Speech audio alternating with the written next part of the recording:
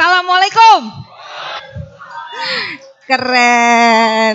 Terima kasih Bapak Ibu semua. Saya menganggap Bapak Ibu semua yang ada di sini adalah anak-anak muda yang senior. Benar ya? Kalau boleh ini saya minjem dari sahabat saya yang tukang foto ini, bukan tukang foto ya, tukang mengabadikan momen gitu. Bapak Ibu semua yang ada di sini adalah anak muda yang senior, betul ya Pak ya? Biasanya kalau dibilang anak muda tuh langsung benerin tempat duduk, benerin baju, terus kalau cewek sibakin jilbab atau sibakin rambut, kalau cowok langsung benerin kerah segala macam. Bapak Ibu semua, nggak enak ya kalau anak muda, nggak apa-apa ya anak muda yang senior tetap saya panggil Bapak Ibu ya. Soalnya agak-agak panjang tulisannya. Pertama-tama saya mengucapkan terima kasih atas kedatangannya ke sini. Saya mengucapkan terima kasih terhadap seseorang yang saya bertemu pada bulan Desember lalu. Ternyata tadi Mas Indra adalah guru saya. Ternyata orang yang saya undang ini adalah gurunya Mas Indra. Saya tadi hampir mau salib. Udah mau cium tangan Mas, tapi nggak boleh, orang itu nggak mau. Terima kasih Pak Zaim atas kedatangannya di sini. Ternyata Pak Zaim ini adalah sahabat dari Mas Indra dan Kak Jamil. Makasih juga Kak Jamil sudah datang ke sini. Dan saya juga mau terima kasih buat teman-teman saya pada saat saya di BNC, yaitu trainer bootcamp, Mbak Dewi, Mbak Ira, dan sahabat-sahabat saya lainnya. Oh, ada satu lagi, ada salah satu sahabat saya dari perusahaan saya yang sebelumnya saya menjadi karyawan, Mas Sudi. Terima kasih atas kedatangannya dari Indosat, seorang profesional IT. Baik Bapak Ibu, pada saat saya menjadi seorang HR di perusahaan telekomunikasi internasional yaitu Indosat, ternyata setiap tahunnya yang namanya lulusan SMA, setiap tahunnya mereka masih saja dilanda kegalauan. Mereka galau. Habis SMA itu mau kemana ya? Mau kuliah, galau. Akhirnya yang mereka paling sering pakai satu jurus. Jurus yang paling sering dipakai apa? Mungkin Bapak Ibu semua yang anak muda senior ini masih mengingat-ingat zaman-zaman waktu SMA, entah tahun berapa. Jurus yang paling sering dipakai adalah jurus yang penting kuliah.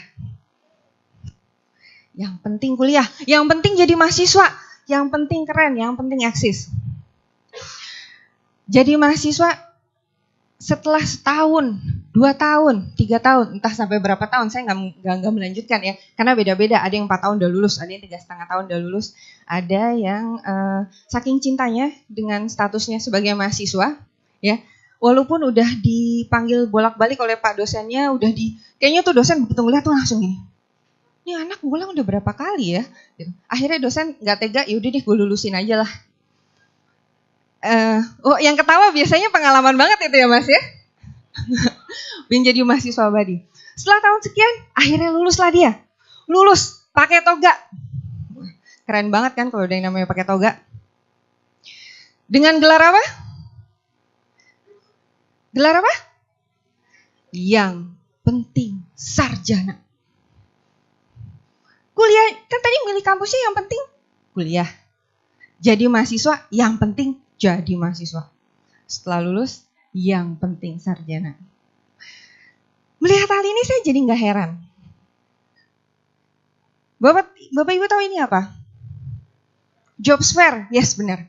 Pada saat saya menjadi HR, waktu itu saya masih di Semarang. Saat saya menjadi HR, Semarang bukan kota sebesar Jakarta ya Bu ya. Pada saat saya menjadi HR di sana, kami beberapa kali mengikuti yang namanya event job fair. Dalam sehari, lamaran yang kami terima itu hampir 1.000 lamaran. Biasanya kami mengikutinya kurang lebih 2-3 hari. 3 hari lah. Bayangkan selama 3 hari meja saya ketutupan, Bu. Saya sampai gini, ini semuanya diterima gitu. Gimana saya mau mensortirnya? 3.000. Ya, akhirnya bayangkan nih Bapak Ibu, 3.000 itu untuk perusahaan saya aja. Itu di Semarang. Saya bukan mengecilkan arti Semarang, tapi Semarang adalah di provinsi. Saya membayangkan teman-teman saya di ibu kota pada saat job fair bisa 1 juta kali yang masuk ya dalam sehari. Atau berapa ratus ribu yang akan masuk ke teman-teman saya di Indosat sana. Saya tambah nggak heran. Kenapa setiap tahun? Faktanya adalah per awal kuartal tahun 2014, jumlah pengangguran di Indonesia itu sebanyak 7,1 juta. Dan 610.000 diantaranya adalah yang memiliki gelar apa? Yang penting sarjana. Kenapa saya bilang yang penting sarjana? Karena 1-2 di antara mereka saya coba tanya. Adik, ya, cerita. Saya kalau mungkin seperti di foto ya. Walaupun ternyata saya kalau karena waktu dulu pakai name tag, akhirnya mau nggak mau mereka manggil saya bingung. Pertama manggil Mbak, terus Kakak, terus Ibu, balik lagi Mbak, Kakak, Ibu, ya terserah lah ya. Asal jangan Mas. Selama saya nggak dipanggil Mas, saya terima-terima aja. Kamu kok senyumnya enak banget sih Mas? saya grogi nih jujur di depan Afgan. Saya tanya kepada mereka, Dik. Saya tanya kepada beberapa di antara mereka. Dari ribuan pelamar itu saya coba tanya, Dek, kalau seandainya Ade itu dikasih pilihan, seandainya boleh memilih, jabatan apa yang pengen Ade pilih? Dan jawabannya sangat mencengangkan. Sungguh bikin saya shock. Karena di depan saya adalah IP, CV yang mereka berikan itu bermacam-macam. Dari yang IP-nya kumlot 3,8 sampai 4 kumlot bulat, dan kumlot selama beberapa semester. Dalam arti dijumlahin beberapa semester jadinya kumlot. Itu jawabannya sama aja semuanya. Jawabannya sama, Bu. Jadi jabatan apa yang seandainya kamu boleh milih, jabatan apa yang akan kamu pilih? Jawabannya adalah, yes, betul Pak. Apa aja Bu? Waduh, apa aja? Serius apa aja? Iya Bu, apa aja? Oke, terus gajinya berapa? Betul, berapa aja Bu? Ya ampun, enak banget. Saya langsung mikir gini, wah enak banget nih teman-teman saya nih di Jakarta nih. Bagian salary, bagian payroll, ini kalau nemu orang-orang kayak gini nih kayaknya cepet banget nih langsung. Ayo udah buruan, tanda tangan kontrak. Karena dibayar berapa aja terserah, pasrah. Setelah itu saya langsung, kenapa ternyata mereka tidak memiliki yang namanya, yang saya sebut adalah life design. Mungkin Bapak Ibu semua pernah mendengarnya dengan nama merancang masa depan. Bapak Ibu semua, apakah Bapak Ibu menginginkan anak-anak, saudara, teman, sahabat, adik termasuk dalam golongan yang penting sarjana?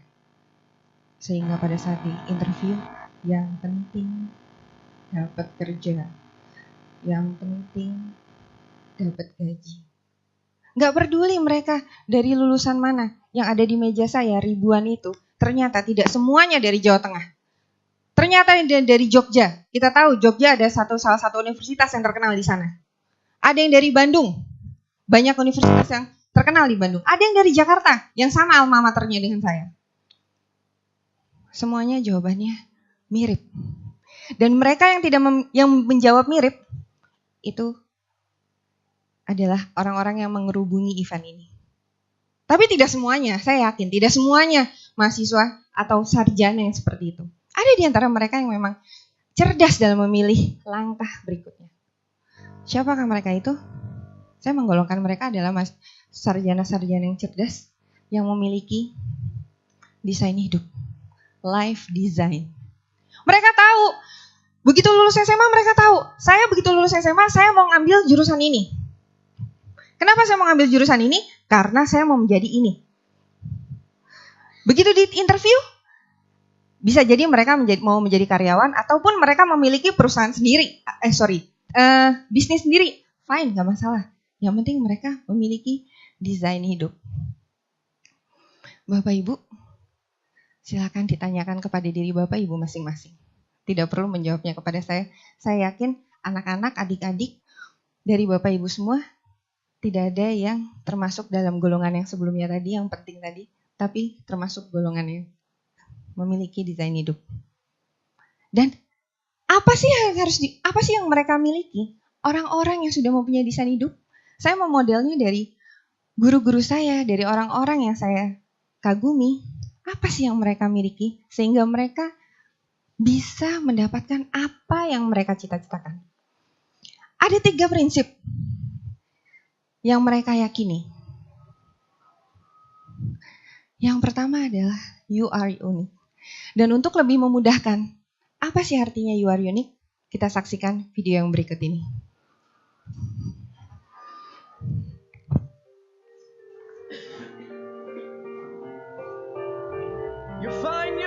You are strong. You are brave. You are capable.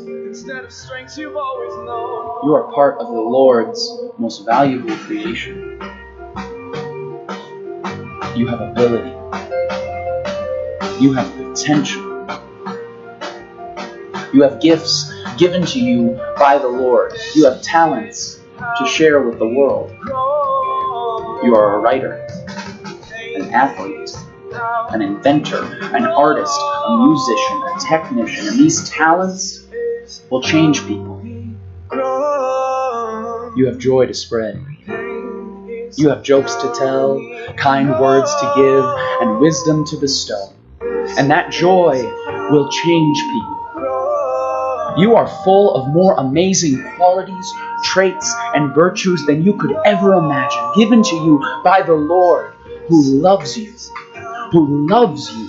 Who loves you no matter who you are, whether you're the big man on campus or the small guy in the back of the library. Whether you like swinging baseball bats or you like swing dancing. Whether you're the fastest or the slowest, the tallest or the shortest, the skinniest or you could lose a few pounds. Whether you're captain of the team or last one picked. Whether your dad could beat up his dad or you never had anyone in your life who could fill that role. Whether you're the champion of champions or you feel like the loser of losers, regardless of who you may think you are, the reality is that you have a responsibility. Because you have a power inside of you. A power that was formed before the beginning of time in a secret place by the God of the universe. There is a man inside of you. Inside of each and every one of you that is waiting to burst forth and change the world. A man that loves, encourages, comforts, shares, teaches, laughs, cries, and who builds up those around him. That man is where your strength lies. That man is where your potential lies. And that man is where your gifts, talent, courage, ability, and joy lies. And your responsibility as a son of God is to find that man and to set that man free. And when he is set free, he will bring change to our broken world. You will bring change to our broken world. And any voices in your head that are trying to tell you differently are from the enemy. And the next time you hear them, this is what you say. You say, "Nuh-uh, not me, Satan. I am a son of the living God, treasured, entrusted, and loved above all things by the Creator of all things, for the glory of Him who is greater than all things. I am awesome, and don't you forget it. This is who you are." Pain is how He knows. This is. Yes, Bu. You are unique.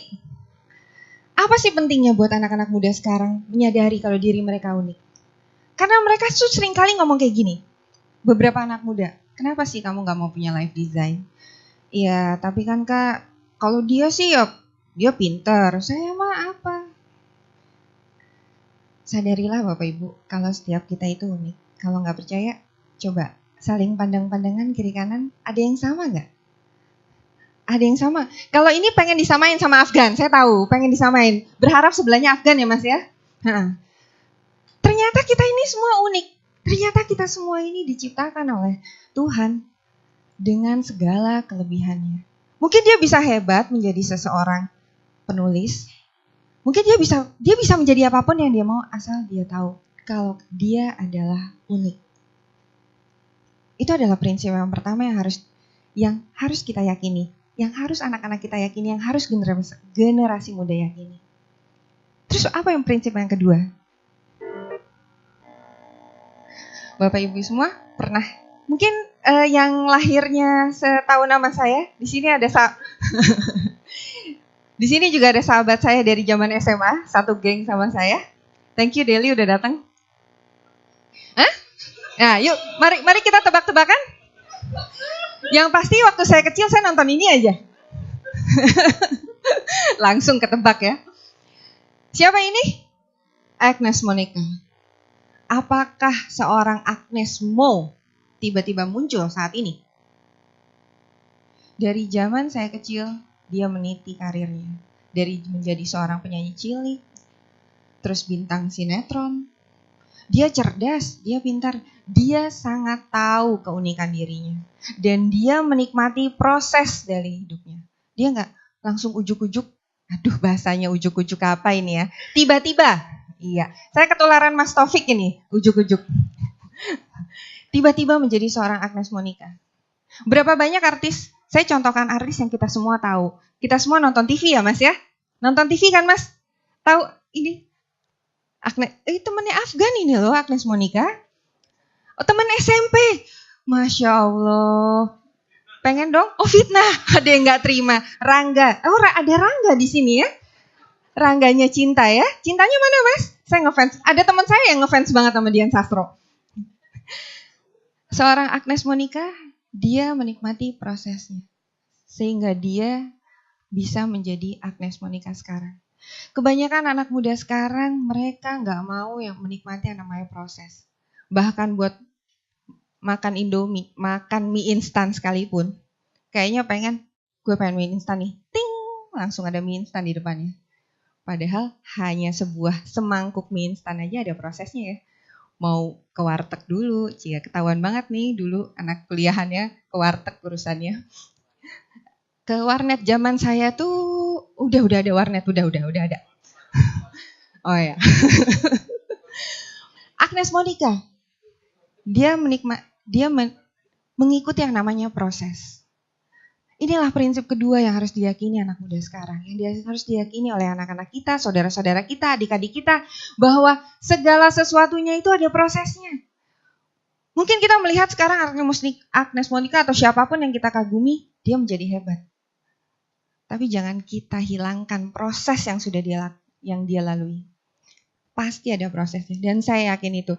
Semua orang yang saya kagumi, semua orang yang saya jadikan role model, mereka ada proses yang mereka lalui. Dan proses itu tidak 1 hari, 2 hari, 1 jam, 1 tahun, 2 tahun, bahkan seumur hidupnya beliau itu masih berproses. Ini adalah prinsip yang kedua yang seharusnya diyakini oleh kita semua, oleh anak-anak kita, saudara-saudara kita, adik-adik kita. Lalu apa prinsip yang ketiga? Ini adalah prinsip yang harus diyakini oleh adik-adik kita, anak-anak kita, saudara-saudara kita. Live by design, not by default. Sekarang udah tahun 2015. Dengan adanya MEA, kita bersaing dengan negara-negara tetangga. Berarti kita harus siap ya Bapak Ibu ya. Kita harus mempersiapkan anak kita untuk bisa berbahasa Inggris. Karena ternyata pada saat saya di Bali, bahkan kota pariwisata seperti Bali yang banyak banget bule ke sana, ternyata lulusannya tidak banyak yang bisa bahasa Inggris. Wow. Live by design, not by default. Hidup itu harus terdesain. Kenapa sih orang sering bilang kayak gini? Ah mbak, saya mah hidupnya udahlah mengalir aja lah apa adanya. Gak ada masalah. Hidup yang gak terdesain itu seperti kayaknya kita capek, kayaknya kita udah ngelakuin apapun, kita udah capek, tapi kok kita di sini-sini aja. Itu seperti hamster, saya kalau tadi pakai tikus saya agak-agak gimana kalau pakai hamster aja ya, lebih lucu ya hamster ya. Saya begitu tadi dibilang tikus saya langsung madep belakang loh. Oh enggak, yang ini enggak pakai contoh. Seperti hamster dalam roda putaran. Kayaknya dia tuh lari semalaman kenceng, tapi dia nggak kemana-mana. Begitu dia udah selesai, dia masih di situ-situ aja. Hidup yang gak terdesain itu adalah layaknya hidup seperti hamster yang dalam putaran. Muter di situ seharian, capek, keringetan, tapi tetap aja di situ-situ aja. Makanya dia bilang, kenapa saya nggak kemana-mana? Kenapa saya nggak bisa? Karena dia tidak mendesain hidupnya. Dia tidak memiliki prinsip ini. Kalau kita udah punya prinsip, kalau anak-anak kita, adik-adik kita sudah memiliki 3 prinsip ini, oke, gue itu unik, oke, gue harus melalui sebuah proses agar menjadi sempurna, dan gue akan hidup by design, not by default. By default itu standar hidup yang STD, kalau anak sekarang ngomong STD BGT, STD bingits. Nah, nyambung ya Mbak ya ngomongnya ya. Ya, walaupun saya tetap pusing kalau baca SMS dari anak-anak Gen Y. Gitu. Terus apa sih langkah yang harus dimiliki oleh mereka semua? Ada 2 langkah. Ada 2 langkah simpel. Langkahnya simpel. Yang pertama adalah choose, discover you. Apa sih discover? Mengenali diri kita. Kebanyakan anak muda itu mereka nggak mengenali dirinya. Mengenali diri itu mengerti passionnya apa, tahu apa sih passion kita. Passion itu bukan ini ya, passionnya keren banget, itu fashion, pakai app katanya. Passion itu apa sih yang membuat kalau kita mengerjakan itu tuh nggak ada lelahnya, nggak ada matinya. Mau orang mencemooh, mau orang tepuk tangan atau mencemooh, kita nggak ada matinya. Itu adalah passion, sesuatu yang membuat mengenergize kita. Passion itu adalah energizer buat diri kita. Discover itu menemukan passionnya, menetapkan tujuan hidupnya, menetapkan cita-citanya, dan merancang langkah-langkahnya. Kebanyakan anak muda itu mereka hidupnya coba-coba. Makanya masuk kuliah, yang penting kuliah, coba aja lah. Kemarin kakaknya temen gue lulusan sarjana teknik kayaknya berhasil teknik. Padahal matematika waktu SMA jeblok. Maksa. Akhirnya stres. Tahun kedua pindah lagi. Banyak kan anak mahasiswa yang seperti itu. Dengan discover, dengan menemukan diri kita menjadi tahu apa passion kita, apa tujuan hidup kita, apa cita-cita kita, dan gimana untuk melangkah ke sana. Dalam training nanti, saya akan membimbing mereka. Karena ternyata kebanyakan mereka nggak tahu cara menemukan passion itu seperti apa. Saya akan kasih sebuah,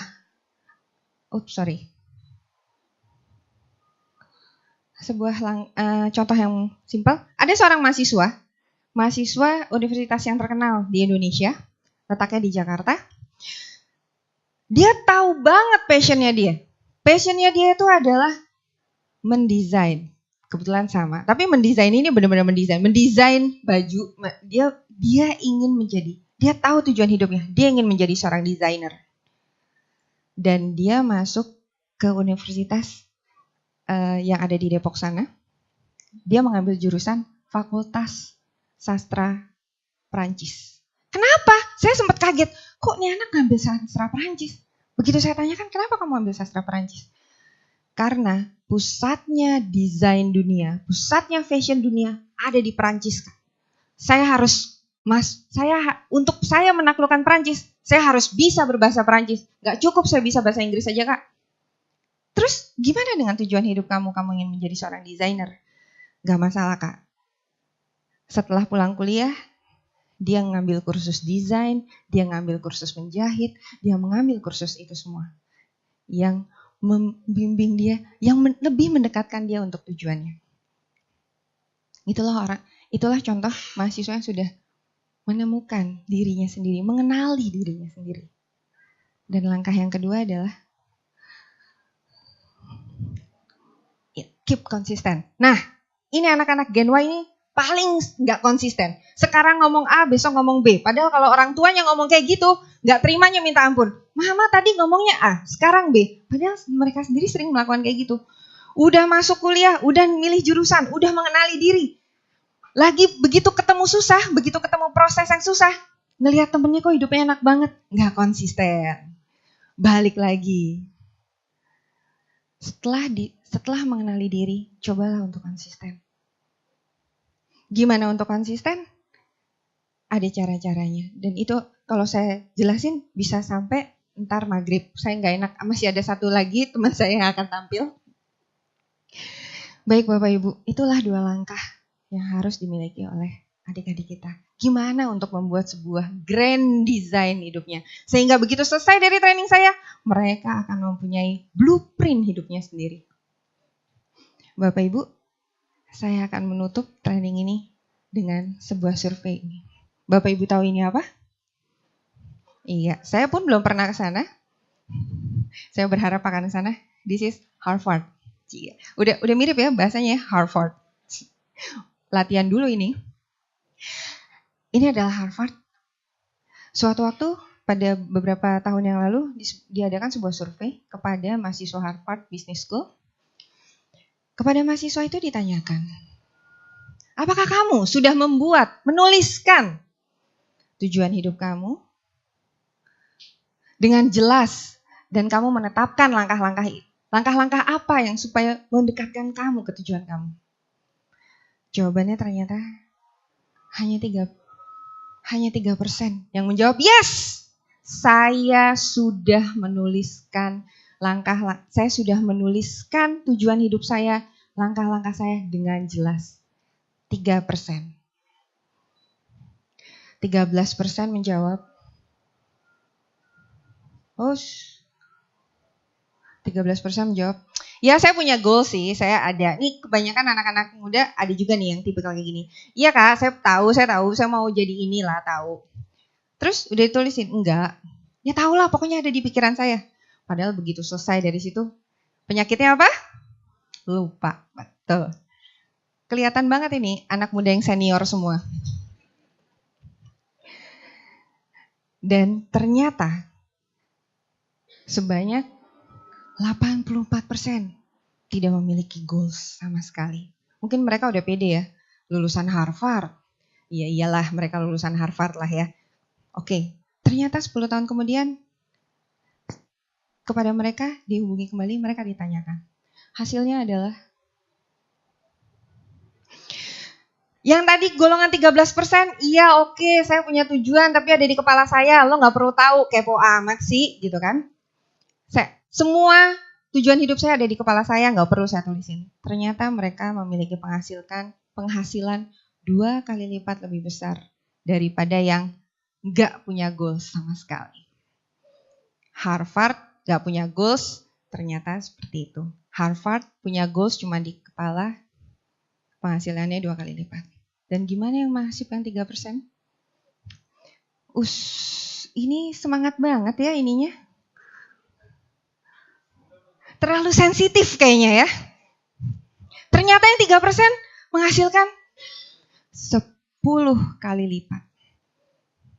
Sang 3% menghasilkan 10 kali lipat daripada semua yang 97% ini. Bapak Ibu sekalian, saya memilih untuk berada di yang 3%. Bagaimana dengan Bapak Ibu sekalian? Saya Esther Sisi. Assalamualaikum warahmatullahi wabarakatuh.